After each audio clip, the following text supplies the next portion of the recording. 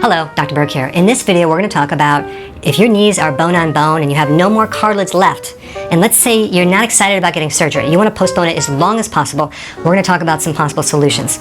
Now, it's kind of a catch-22 because here you are, you might be overweight and you need to go exercise, but you can't because your knees are killing you, so you can't lose weight. So here you're stuck between a rock and a hard place. So what are you going to do? There's about 3 things you should do. Number 1, you want to get your knees symmetrical. So many people have an out of balance situation between their left leg and their right leg. And I'm talking about a slightly longer leg, which then puts pressure on the knees, okay? It throws everything off. If you can get your knees totally symmetrical when you walk and there's no imbalance, you can reduce the tension and stress on the knee joints considerably. And some people don't even need to get surgery. I'm going to put a link down for a separate complete video on that, but I'll tell you in a thumbnail sketch just a brief thing on it. The mistake that most people make is that they look at the bottom of your leg lengths, okay, and like there's one short leg, like let's say you have a short leg, and they give you a heel lift to make this balanced, right? It's a big mistake because usually the reason why that leg is short is because the hip is higher on the short leg, okay? So the leg isn't short at all, it's just a high hip. Your hip is higher on one side and your spine is crooked. So if we put a heel lift in the short leg, we drive the high hip higher, worsening the symmetry of the left and right side of your lower part of your body. So you want to go by your hips. You can get an x-ray or just have someone eyeball it, with your belt or where your pants goes across. You want to go by the hip. And so let's say, for example, you look at the hip and the left side of your hip is dropped down. You would want to put the heel lift in the longer leg. Okay, like a little lift in your shoe. I've done that with people and it's just take all their knee pain, it just completely goes away just by balancing the leg, okay? It's really a pelvis problem. They fell on the butt bone on one side a long time ago and ever since then it's been out of whack.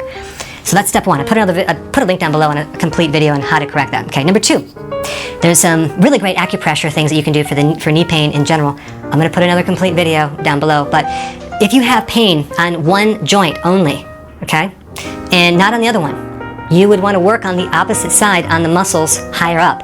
I put a video down below, a link, so you can see what I'm talking about, but this is if you just have one knee that's hurting, okay? But you might have both of your knees hurting, so you wouldn't need to watch that. But the point is, if it's just one side, you need to watch this video. That will help you considerably, because if we could just take and balance your knees doing acupressure, that will take the pain right down, okay?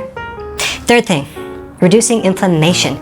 Because if you have bone and bone, you probably have a lot of inflammation in your knees, and we need to get rid of that before you start exercising or walking or anything like that.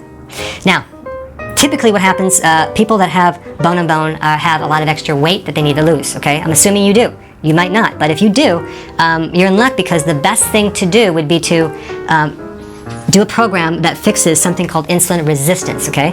So insulin resistance is the #1 cause of higher levels of insulin that causes belly fat, a stuck metabolism. So if you were to fix this, going an eating plan to fix this, that would bring your inflammation way down. It's dramatic, it's powerful, and if you have bone and bone, you need to do this. You might be in a situation where you could reduce all the inflammation and pain, and even though you have bone and bone, you're walking around and you're fine. You have no more pain. That happens all the time, especially with inflammation, okay, and swelling. And then you'll lose weight too. 85% of a person's weight can be handled with eating. 15% is exercise. There's one other thing that you may want to check out too. I have a joint support formula that has in it not just the standard things like glucosamine and things like that, but it has in there adrenal extracts to support the adrenal. It has in there some serious natural food complexes of vitamin C. It has in there some herbs that are anti-inflammatory like stinging nettle root, which are very powerful. So